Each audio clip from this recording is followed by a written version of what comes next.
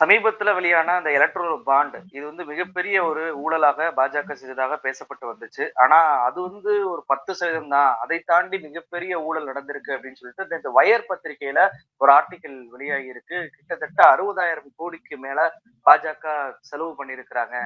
Building வந்து 1123 கோடி தான் அவங்க வந்து கணக்காட்டியிருக்கிறாங்க. ஆனா 3000 கோடி ரூபாய்க்கு மேல செலவு பண்ணியிருக்கிறாங்க.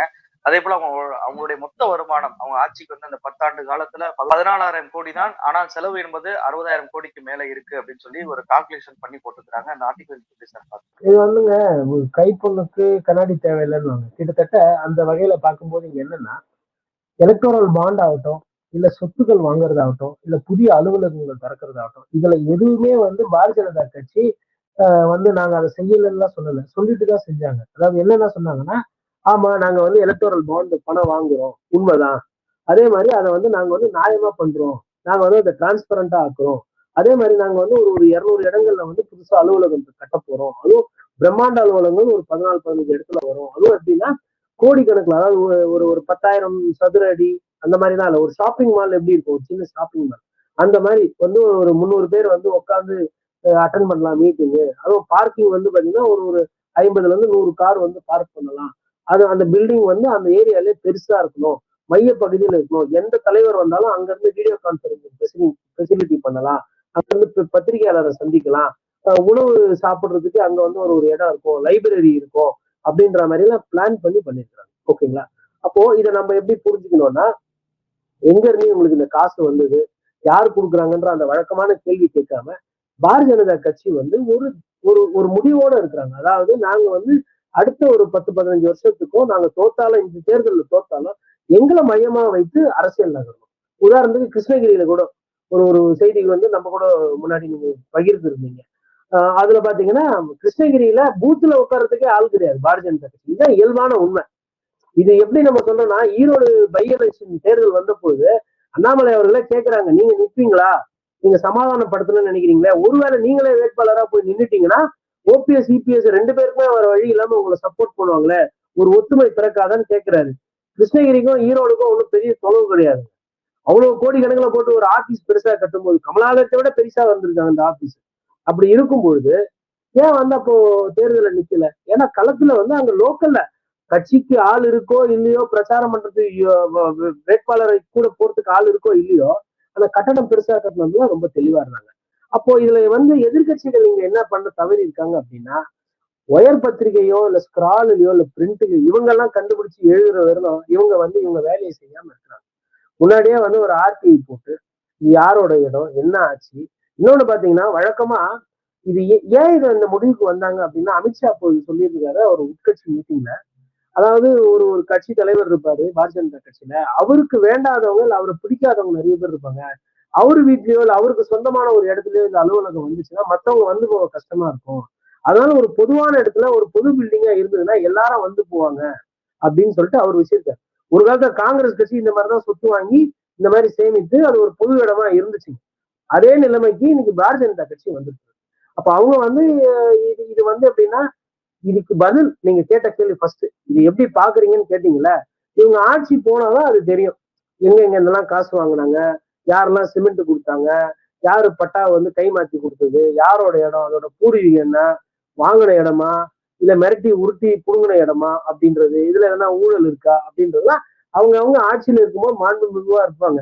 ஆட்சிக்கு போனதுதான் அதுக்கப்புறம் பாத்தீங்கன்னா என் மீது வழக்கு தொடரக்கூடாது, இந்த விஷயத்துக்கு டீம் தான் என்ன விசாரிக்கணும், அவங்க என்ன விசாரிக்க கூடாது, அப்புறம் பெயில் கேட்கறது என்ன, அதுக்கப்புறம் வெளிநாடு போகணும் நானு அதனால என் பாஸ்போர்ட் வந்து ஃப்ரீ ஆக்கி கொடுங்க அப்படின்னு கேட்கறது, அதெல்லாம் வரும். ஆட்சி மாறிச்சுனாதான் அந்த உண்மையான அந்த தகவல் இருக்கு பாருங்க. அதாவது ஒரு விஷயம் ரொம்ப உண்மை, இந்த 10 வருஷத்துல வந்து ஊழலே இல்ல, தப்பே நடக்கல அப்படின்லாம் கிடையாது. ஆட்சி போச்சுன்னா அதுக்கப்புறம் இருக்கு எவ்வளவு வழக்குகள் வரப்போகுது, எவ்வளவு விசாரணைகள் இருக்க போகுதுன்னு. எனக்கு வந்து இந்திய தலைவர்கள் மீது நிறைய நம்பிக்கை உண்டு. இந்த மாதிரி விஷயத்துல மக்களுக்கு நல்லது பண்றாங்களோ இல்லையோ, ஆனா நிறைய ஊழல் பண்ணுவாங்கன்றது கடந்த காலத்துல காங்கிரஸ் ஆட்சி காலத்துல பார்த்திருக்கிறோம், இப்பொழுது பாரதிய ஜனதா கட்சியில ஆட்சியிலையும் பார்த்துக்கிட்டு இருக்கிறோம். ஏன்னா ஒரு சாலையை வந்து 200 கோடிக்கு போட முடியும் அப்படின்னு சொல்லிட்டு புதுசா ஒரு கண்டுபிடிச்சி நிறைய விஷயத்த காட்டியிருக்காங்க. சிஏஜி சொன்னாங்க இந்த மாதிரி ஒரு ஒரு ஒரு ஸ்கொயர் கிலோ ஒரு ஒரு ஒரு கிலோமீட்டருக்கு வந்து 200 கோடிக்கு மேல நீங்க செலவு பண்றீங்கன்னா என்ன அதெல்லாம் ரோடா இல்ல அது பங்களாவா? யார் வீட்டு காசு, யாரும் கேட்கறதுக்கு இல்ல. அதெல்லாம் நோண்டி கொஞ்சம் விசாரிச்சு ஐஐடியில சாம்பிள் டெஸ்ட் எல்லாம் பண்ணி என்னப்பா போட்டீங்க, சிமெண்ட் தான் போட்டீங்களா இல்ல டைமண்ட் கோல்டு எதனா வச்சு ரோடு போட்டீங்களா அப்படின்னு விசாரிச்சா நிறைய தரவுகள் வந்துடும். அதுவும் ஒரு இடம் 2 இடம் போடல, நிறைய இடம் உள்ள நீட்டா போட்டுக்கிறாங்க. 1000 கிலோமீட்டர் 4000 கிலோமீட்டர்னு சொல்லிட்டு. அதுக்கப்புறம் துறைமுகங்கள்லாம் நிறைய தனியாருக்கு வித்திருக்கிறாங்க. அதுக்கப்புறம் ஏர்போர்ட்ல இன்னொரு தரவு சொல்றோம் அதோட சேர்ந்து. நீங்க கேட்டீங்க இந்த ஊழல்கள் இதை பத்தி. ஒரு 4 நாளுக்கு முன்னாடி ஒரு செய்தி வந்தது. கிட்டத்தட்ட ஒரு மாசத்துல 2.5 டன் ஹெராயினை காணுமா. அதாவது பாராளுமன்றத்துல உள்துறையில இருக்க அமைச்சகம் ஒரு நம்பரை சொல்றாங்க. இந்த 2018-19 ஆண்டு காலத்துல நாங்க ஒரு 4000 5000 டன்னு இதை பிடிக்கிறோம், ஹெராயின் பிடிக்கிறோம். அது கூட மெத்து பிடிக்கிறாங்க, அது கூட கஞ்சா, இது மாதிரி எல்லா ட்ரக்ஸையும் சொல்றாங்க. அதுல பாத்தீங்கன்னா குறிப்பா பாத்தீங்கன்னா இந்த மெத்து அதிகமா காணா போகுது, ஹெராயின் அதிகமா காணா போயிருக்கு. அதனுடைய மொத்த மதிப்பு கிட்டத்தட்ட ஒரு 4-5 லட்சம் கோடி இருக்குன்னு சொல்லிட்டு ஒருத்தர் வழக்கு தொடர்ந்துருக்காரு டெல்லி உயர் நீதிமன்றத்துல. மேபி அத்தனை லட்சம் கோடியா இல்லையா அப்படின்றது அது அந்த வியாபாரத்துல இருக்கவங்களுக்கு தெரியும். ஆனா உயர்நீதிமன்றம் என்ன சொல்லியிருக்குன்னா இதுக்கு பதிலளிங்க அப்படின்னு சொல்லியிருக்காங்க. அவங்க என்ன சொல்றாங்கன்னா, மத்தியில் இருக்கக்கூடிய உள்துறை அமைச்சகம் ஒரு தகவல் சொல்லுது. அதே மாதிரி இது உங்களுக்கு national centre for crime records bureau இருக்கும், என்சிஆர்பி. அவங்களோட அந்த அறிக்கை, ஆண்டு அறிக்கையும் அவங்களோட அந்த புள்ளி விவரத்துக்கும் இதுக்கும் நிறைய வித்தியாசம் இருக்கு. நிறைய கிலோ டன்னு கணக்குல போதை பொருள் காணாம போகுது.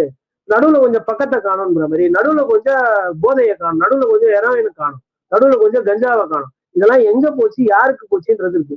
ஃபர்ஸ்ட் இந்த நாட்டுல இவ்வளவு கஞ்சா போதை பொருள் வர்றதுக்கு, நார்காட்டிக்ஸ் வர்றதுக்கு நம்ம எல்லாம் திமுகவும் குற்றம் சொல்றோம். இதுல திமுக மீதும் இதை பத்தின விமர்சனங்கள்லாம் நம்ம வைக்கிறோம். புரியுதுங்களா? அதே நேரத்துல இந்த தனியார் மயமா ஆக்குறவங்க பாருங்க. நீங்க இந்த போர்ட் எல்லாம் கொடுக்கும் போது என்னன்னா, கப்பலோட அந்த போக்குவரத்து என்பது முழுக்க முழுக்க தனியார் கைக்கு போகுது. அப்ப அது ஒரு சுலபமாகும். அதே மாதிரி இன்னைக்கு மற்ற மாநிலங்கள் வேலைக்கு வரவங்களே இப்ப என்ன பண்றாங்கன்னா, நிறைய இடத்துல இது காவல்துறை நண்பர்கள் கிட்ட பேசின விஷயம். நிறைய பேர் அவங்க பர்சனல் யூஸ்க்கே 200 கிராம் 1/4 கிலோ எல்லாம் ஜோக் பேக்கெட்ல வச்சு வந்துடுறாங்க. அந்த மாதிரி லார்ஜ் ஸ்கேல் இல்லாம அந்த அந்த விஷயம் இந்தியா முழுக்க பரவுது. அப்ப இது தமிழகத்தோட பிரச்சனை ஒன்றும் கிடையாது.